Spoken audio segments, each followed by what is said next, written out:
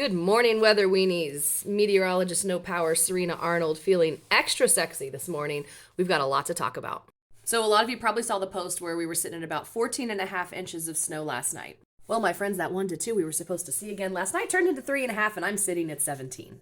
As a reminder, I'm in the Monadnock region of New Hampshire. Loved reading all your snowfall totals and what you guys experienced. I was without power right before I started recording this. It came back on, but I wanted to get this out first. I'm going to go clean up after this and get a shower and fix this. So a lot of things to address. 1, how much longer is it going to snow and how much more are we really going to get?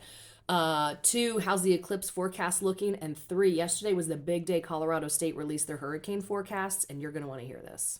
All right, so here we go first, HRRR forecast model, which is my absolute favorite. This is how much snow we're looking at, and you could take just a teeny bit off this because this was run actually a lot earlier this morning.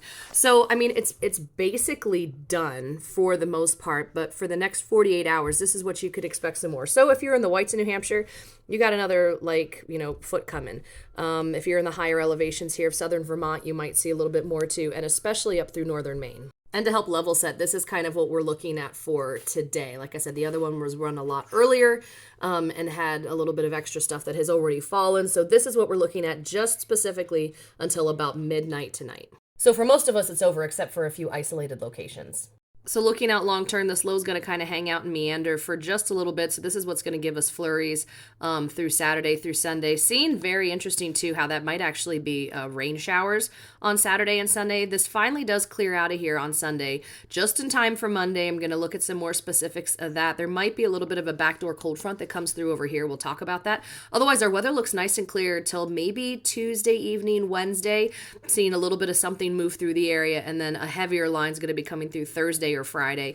And with how warm this is, it's going to be mostly rain. Another meteorologist shared this graphic with me. So if you want to know where we are, we're right at, you've got to be kidding me. Spring's coming. We've done this. We're here. Though God, every year I think about that 1 year in 2020, it snowed on Mother's Day. So temperatures are going to be warming up today, getting above freezing almost everywhere except maybe some of the higher elevations, but otherwise looking at 30, 40s today. Saturday's temperatures are looking about the same. Sunday warming up a little bit more, and I can see some of the warmth starting to come in from the south. Widespread cold coming late Sunday into early Monday morning. Ooh, but warm on Monday. I see 50s and 60s. Just a few 40s remaining in the northern locations. Tuesday, the heat is coming. Things then cool down a little bit again on Wednesday as the unsettled weather moves in.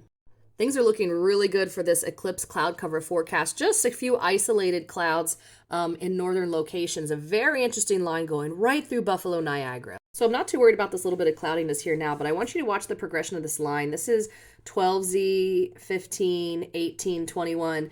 This timing is really close. I mean, and we're a few days out, so see what happens here as it gets closer. But for those who are going to be watching in the Buffalo, Niagara region, that's going to be real interesting to see. This is where it sets itself up at 18, which is just like the cutoff. So, that's going to be a close one. Last thing I want to talk about is we've briefly touched on hurricane season and how I was telling you this year's forecast is going to be bad.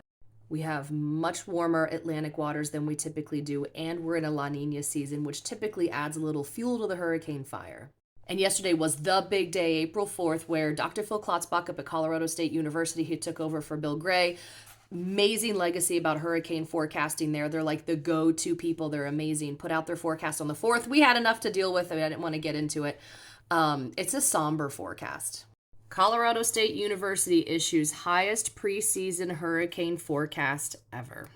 This is a serious enough topic where it's going to require its own video, but very long story short, they're expecting 23 named storms and 5 major hurricanes. The average number of named storms from 1991 through 2020 in a typical season is 14.4, and the average number of major hurricanes is about 3. That should put into perspective the seriousness of this situation. So be careful digging out all the snow out there. It is wet, heavy snow. Could you imagine how much snow? If this would have been like a dry, light, fluffy snow, we would be buried. But instead, many of us have 6 inches to a foot or more of concrete. It's great. So hang in there, my weather weenies. It's so pretty.